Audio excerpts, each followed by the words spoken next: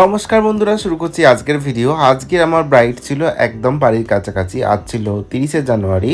তো 30শে জানুয়ারি ব্রাইড ছিল আমার বাড়ির একদম কাছাকাছি, 500 মিটারের মধ্যেই। তো আমি বেরিয়ে পড়েছি, এক্ষুনি পৌঁছে যাব। তো চলো ভেন্যুতে গিয়ে দেখা হচ্ছে।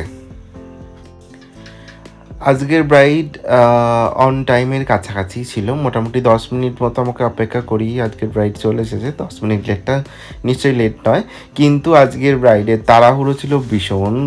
কারণ কি, আজকে ব্রাইডের বেস মেকআপ হতে হতেই তাকে নিয়ে চলে যায় আবার রিচুয়ালস করানোর জন্য। তারপর রিচুয়ালস করে যখন ফেরে তখন প্রায় অলমোস্ট বর কিন্তু এসে গেছিলো। তো ভীষণ তাড়াহুড়োর মধ্যে ছিল আজকেরটাও ছিল গোধূলি লগ্নে বিয়ে। তো আশা করছি আজকের ভিডিওটা আপনাদের ভালো লাগবে। ওরও খুব স্যাটেলের ওপরেই একটা লুক চেয়েছিল, আই মেকআপটা একটু গর্জাস চেয়েছিল। তো আমি সেরকমই করার চেষ্টা করেছি। তো আমি প্রথমে বেসটা করে আমি হাইলাইটিং কনসিলার দিয়ে হাইলাইট করে নিচ্ছি। তারপর আমি এবার করব আই মেকআপ। তার আগে বেসটাকে আমি সুন্দরভাবে রেডি করে নেব। সুন্দর করে বেসটাকে আমি রেডি করে নিচ্ছি। আমি কন্ট্রোল করে নেবার পর আই মেকআপে চলে যাব। আজকের আই মেকআপটা কীরকম লেগেছে আমি খুব ক্লোজে আপনাদের সাথে শেয়ার করছি। আশা করছি আই মেকআপটা আজকে আপনাদের ভালো লাগবে। যদি ভালো লাগে তাহলে আমাকে অবশ্যই কমেন্টে জানাবেন আজকের আই মেকআপটা আপনাদের কীরকম লাগলো। আমি একটা পার্পেল, রেড, অরেঞ্জ আর ইয়েলোর মধ্যে করার চেষ্টা করেছি আজকের আই লুকটা। আশা করছি ভালো লাগবে আপনাদের, দেখে বলুন।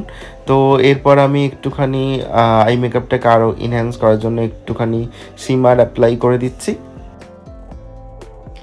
এবার সুন্দর করে আমি আইয়ের নিচেটা করে নিচ্ছি, একদম স্মাচ করছি সুন্দরভাবে, একটা যাতে স্মোকি এফেক্ট দেয়। তো এরপর আমি লাইনার করে নিচ্ছি ফরএভার 52 জেল লাইনার দিয়ে। খুবই সুন্দর লাইনারটা, আপনারা কিন্তু ইউজ করতেই পারেন। সুন্দরভাবে আমি লাইনার করে নিয়ে এরপর আমি চলে যাব কলকা করে নিলে আজকে লুকটা কমপ্লিট। লিপস্টিক পরানোর ভিডিও নেই, কারণ কি ভীষণ তাড়াহুড়ো হচ্ছিল। তো কলকাটা কমপ্লিট করার পর শুনে নাও ওর আজকের লুকটা কীরকম লেগেছে, সেটা তোমাদের সাথে শেয়ার করছি।